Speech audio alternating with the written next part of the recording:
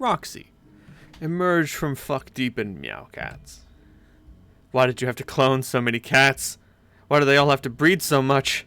Why do they all have to be so friendly? Roxy, proceed to Transmaterializer. You trudge through the fluffy morass in the direction of the mysterious device known as the Transmaterializer. Need to send this dead cat back to Mom and get this show on the road. More noises echoing in the distance. Some of the meow cats get nervous and poof up their tails. It's pretty clear you aren't alone in here. Better make this quick. You never understood what the point of this thing was. It's old and damaged, whatever it's supposed to show on the screens is blacked out, either due to the damage or due to this voidy blackout bullshit that seems to follow you wherever you go. Here's the lab's funky purifier, which you use to clone all these cats. Use your other purifier to make paradox slime from cats, and gather and mix the slime in this machine, and crank out the mutant kitties. You can't use the cloning devices native to Purifier to make cats because the target's locked onto your mom. Most of the time the screen's blacked out, so you haven't been able to investigate her past carefully, much to your regret, or her tragic death, for that matter. Right now, the target's locked on a time from her childhood. It's a good thing you stopped by. It's reminding you to collect a DNA sample for later, so you can jumpstart this tri-generational Lowland family reunion that's apparently supposed to happen. Slime. Scarf?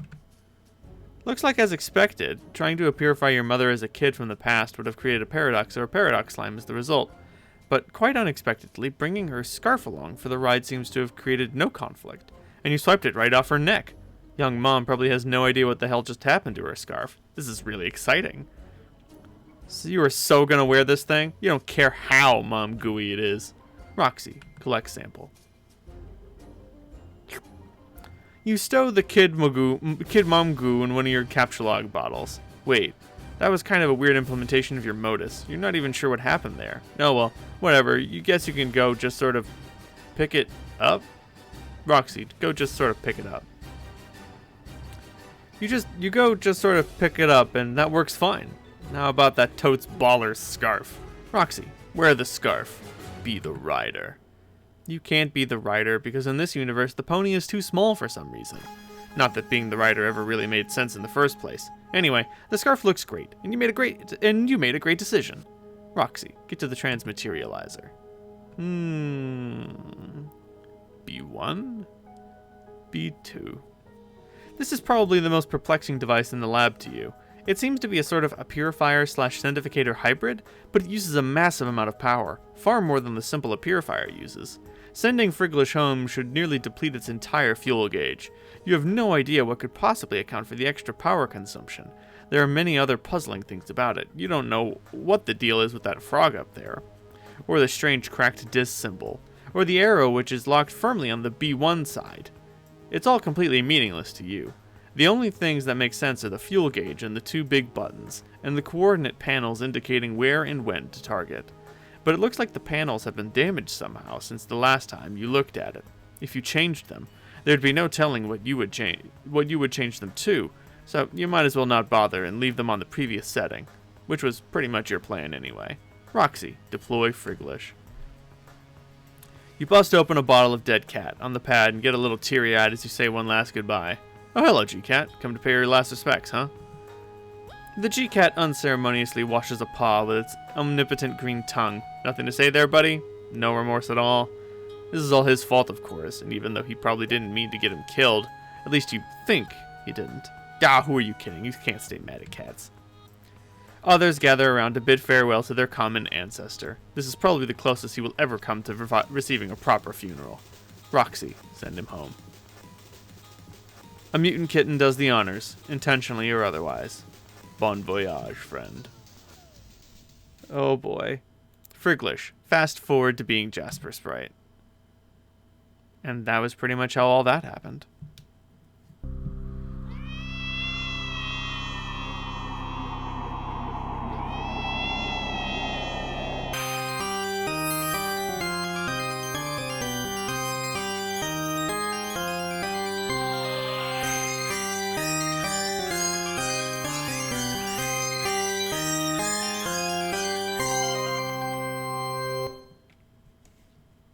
Jasper Sprite, say hi to everybody.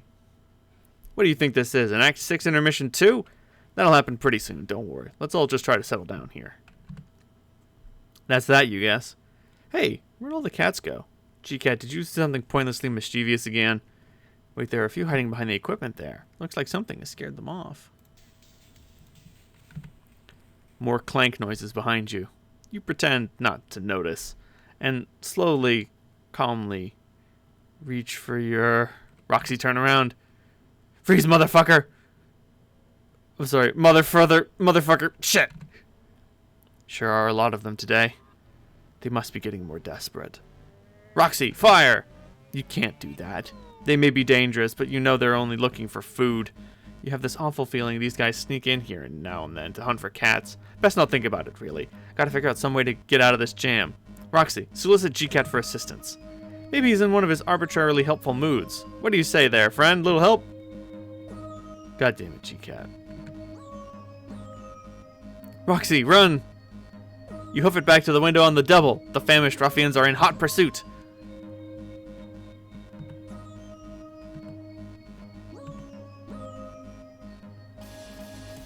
Oh no. Oh no.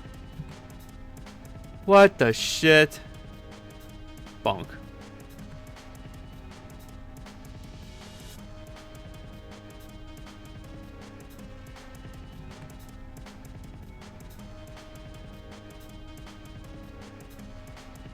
Welcome to the void.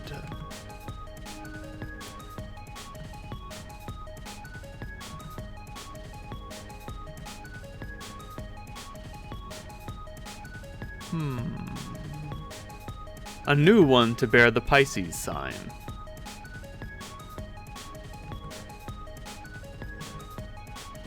Count some wool beasts, bitch! Dirk, examine fenestrated plane. This thing just appeared out of thin air. Did someone syndificate it to you, or is this damn cat again up to his tricks? It looks like it's one of Roxy's. Maybe she knows what's up. You should probably ask her. Dirk, ask Roxy. She doesn't respond. Must be busy with something. Probably just goofing off and drinking up a storm as usual. Looks like it'll have to wait anyway. Someone else is messaging you. Dirk, answer.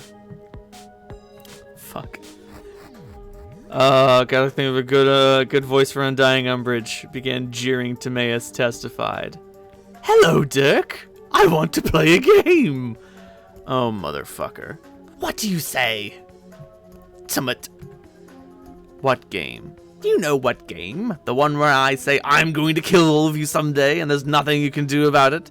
Just some more menacing shit like that. All just bundled up in the pretense of a lot of useless fucking puzzles. Oh, right. That game. And here I thought you were going to ask me to draw you some more weird porn for some reason. Well, the night is still young, so who knows? But nah, I was just dropping by again to say how I'm gonna kill you, that's all. And this is all just assuming you don't all die before I get the chance to puzzle murder you, on account of you all being a bunch of hideous fuck-ups. I mean, look at this, you already blew it. Blew what? On Durs, you upset the order, didn't you? You went and pissed off the witch. Now they're going to hunt you down, dude. They're probably on their way to kill you right now. I'm pretty well hidden on Durs. I doubt they'll find me until I'm ready to be found again. No, not on Durs, on your planet. Earth? You're pretty fucking easy to find there, don't you think? Oh yes, your aggressors are coming for you. I have seen it. In fact, they're probably already here. Yeah, well, I was expecting as much. It's kind of why I was on my way to the roof just now. Until I was interrupted by this window appearing, and then by you. Maybe I should try plugging it in? Oh my god, who cares? It's just some more pointless trash for you to obsess over and distract you from getting any actual relevant shit done.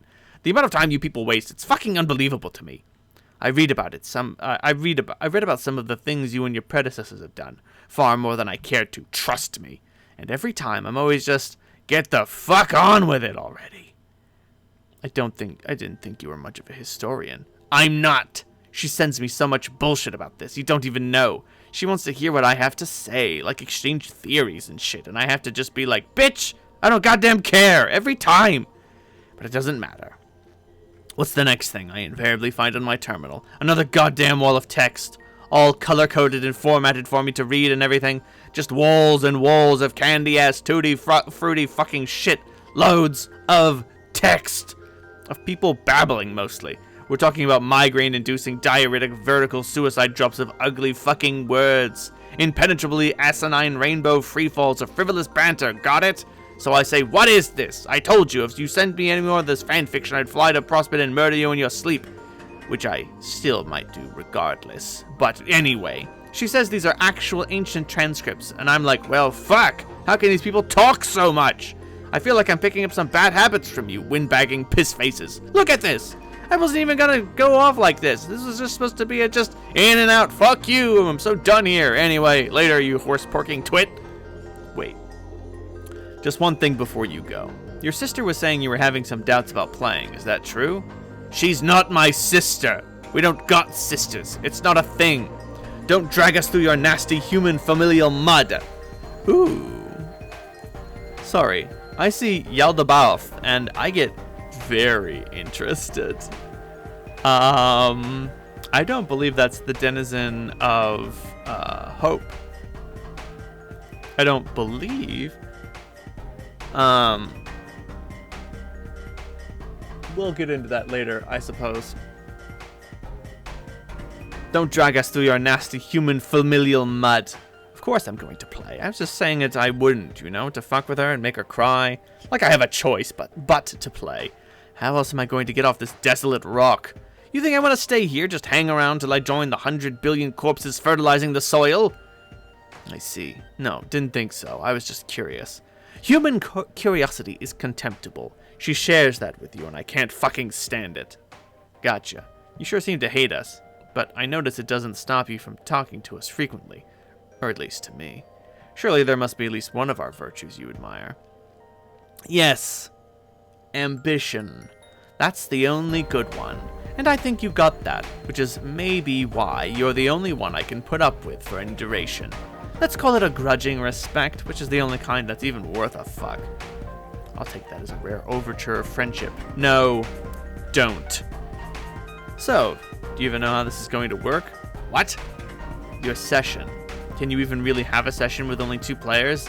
She says you can, and she likes to think she's the expert. Personally, I don't care. Maybe it's against the rules, what we're doing. I just want to get in there and just fuck shit up. Yeah, I sense that was your plan, which is kind of what I'm talking about. How can you win like that? I thought the point was to cooperate with your co-players to achieve an objective, not compete with them or try to kill them. I don't think we've had one conversation where you didn't express the desire to kill her. I guess we'll just have to see, won't we? I think this is probably a different kind of session, one where the players fight for supremacy rather than work together. I think that it must be that way, because that is how I want it to be. And if I want something true hard enough, then that makes it slightly more absolutely irrefutable. Are you feeling me, fucker? Maybe you're right.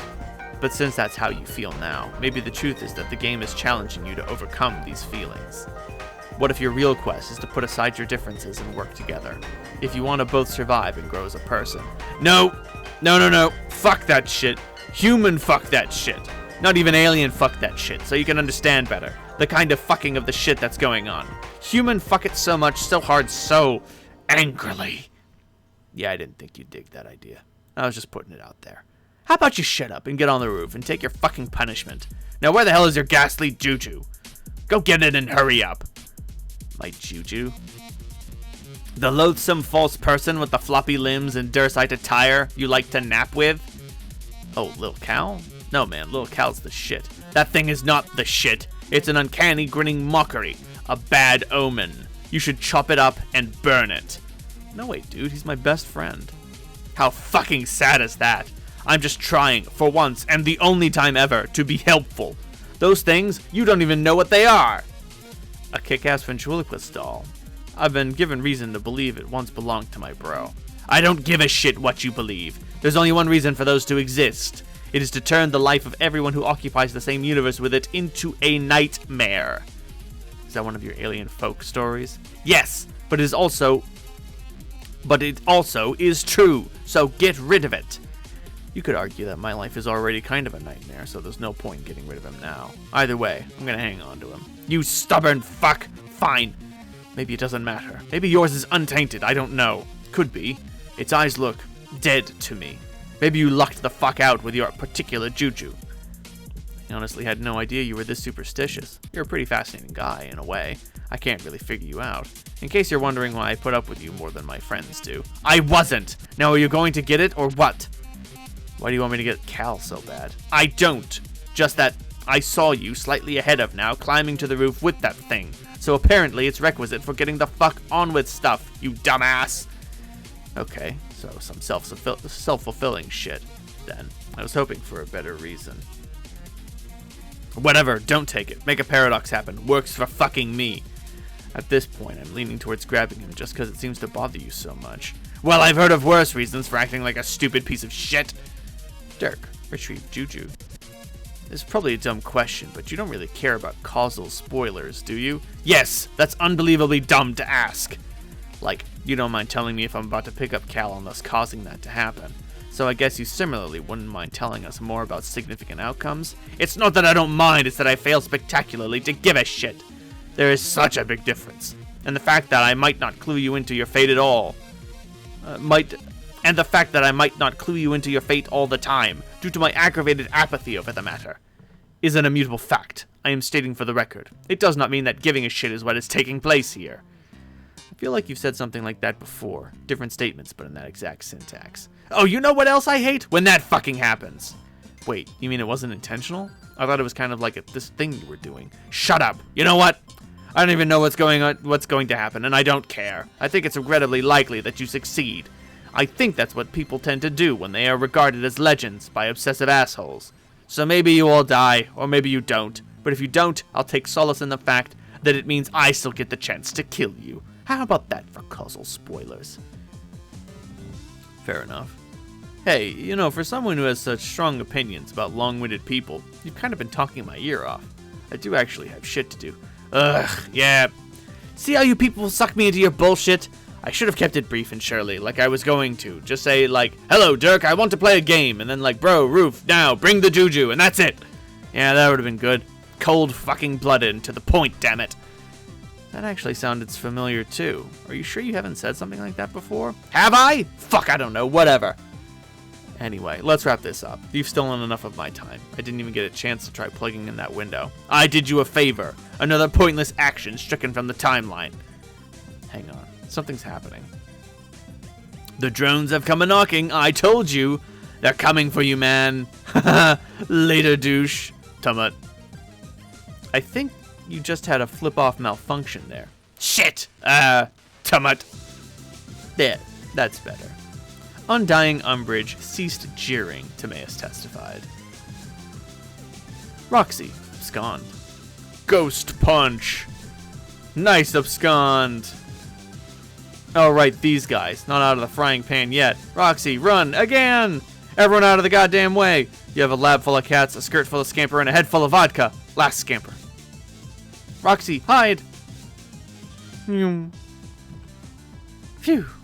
For the time being, it seems you're safe from punky-looking fish aliens and cat-hungry chess bandits, but now what?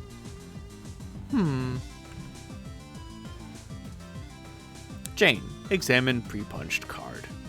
You have no idea what you're looking at here. What are you supposed to do with this? Oh well, might as well get started. It's not like there's anything left to do besides embarrass yourself over Pester Chum some more. You've already done enough of that today to last a lifetime.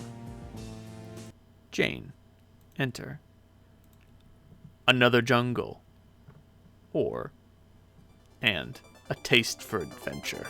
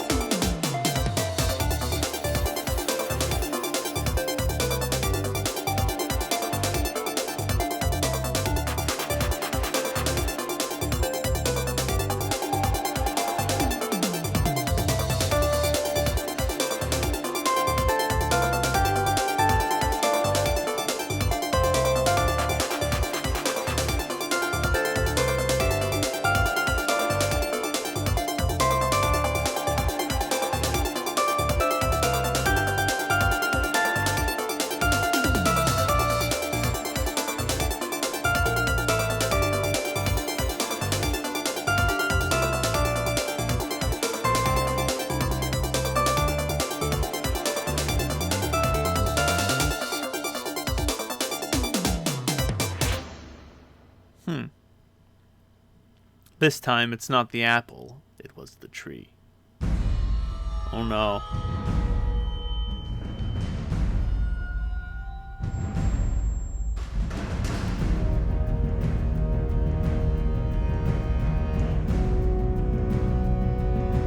Years in the future.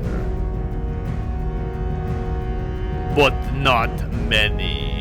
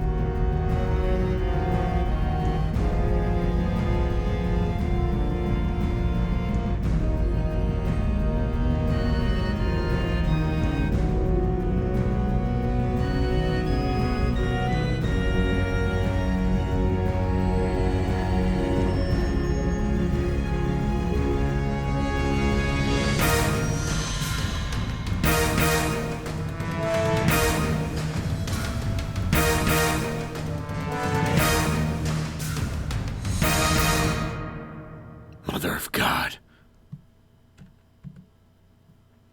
End of Act 6, Act 2. Act 6, Intermission 2. Hold still, Slick. God damn it, will you quit fidgeting and drink your milk? It's warm and nutritious, fresh from the butler's teat. You just watched me milk it. Ah, for fuck's sake, you're impossible. Miss Paint, is that soup ready yet? He's being such a dick. Okay. This is where I feel like I will only affect circumstances up to 1 yard becomes a huge lie. Cause like someone had to rescue Slick from the destruction of Alternia's universe when he shot Snowman. Which means the Hussy's avatar is affecting events. Outside what he claimed his purview to be. Also, can you bring some gauze? He stabbed me again. It was one of his more tentative stabbings, though. I think maybe he sort of meant it as a sort of thank you? Nope, wait, he just stabbed me again. I don't think that one was a thank stab. It was more like just a regular stab. Probably should have confiscated his knife before I gave him these super fast robot arms. My God, he's frisky with those things. Hey, put that down. I said settle your ass down. Where's the gratitude, Slick? I'm waiting on you hand and foot here. Where do you think you are, Butler Island? You know what? Fuck Butler Island. You just died and went to Butler fucking heaven. Yeah, I see that knife. Yeah, that one. You're not fooling anybody. If you don't calm down, I'm gonna repair your other eye. You know, the one you refused to let me fix because you thought the eye patch looked cool. I'll fucking do it.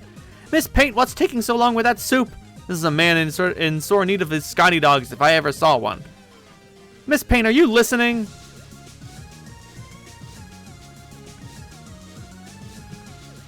Oh, hello.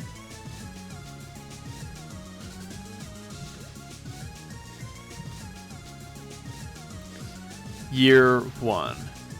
Current carcinogeneticist, right now, opened memo on board Fruity Rumpus Asshole Factory. Boring road trip through the fucking Afterlife edition. I can't believe I'm actually doing this memo bullshit again. I guess I don't know what else to do. I just need to air out some shit with somebody, and everyone here has their heads so far up their nooks. I want to scream louder than I usually do. They're troll nooks and human nooks. Whatever the hell a human nook even is, you know? Hey, are you there? Future carcinogeneticist, 10 minutes from now, responded to memo. Fuck. Oh, hey, I just cannot fucking believe I have to go through all this bullshit again with you/me. What the fuck made me think this would be a good idea? Dude, what's with the text? Oh, why don't you tell me? I just had this incredible premonition you're about to anyway. Why the fuck would I know why you changed your text red? We don't do that. The showy self-absorbed paint your text in your blood color thing or eye color or whatever. It's for attention-greedy, insecure losers. Sure is. Sarcastic wonder? I'm just thinking. This really makes our conversations easier to read. Remember those insane blocks of gray angry text we used to write together? What was that, like half a sweep ago already? It's weird that I'm actually looking back on all that insanity with a certain level of fondness. At least shit was happening. It's so boring out here, and living with the humans is just getting kind of weird. Anyway, this is actually a lot more decipherable. Maybe you're onto something. Well, hey, check it out. Shit just got nostalgic. Look at that. I'm feeling more sentimental about this moronic conversation already. Okay, why do you have to go from 0 to douche like in the blink of a fucking glance nugget? The blink of a glance nugget? I've been at this for 10 minutes already, and counting. I just think you might have been onto something with the red text. I was trying to pay you a compliment, you antagonizing fuck. I mean, we only ever got in the habit of typing in gray to hide our blood color, right? And like, 1, everybody knows it now. It was the worst kept fucking secret ever. And 2, even if they didn't, it's just us here. And obviously, we've both already known it all our lives. Unless we're both so neurotic, we actually still want to act like it's a secret we're keeping from each other. But I'd like to think the days of that astounding degree of mental illness are behind us. I want to kill myself, but I can't until the conversation runs its course. This is the worst hell imaginable. Shut the fuck up. That's the exact kind of melodrama I'm talking about. We're better than that now, man. I'm gonna do the mature thing and switch my text to red. There. I think this should be the universal convention for when two of the same people are talking to each other. One guy bites the bullet and talks in red. Seriously, one of us has to be the grown-up here. Oh, I get it now. When I type in red, it's showy and insecure. But when you do it, you're shouldering the pragmatic burden of a martyr. Even though it was my fucking idea to do that in the first place 10 minutes ago. You piece of shit!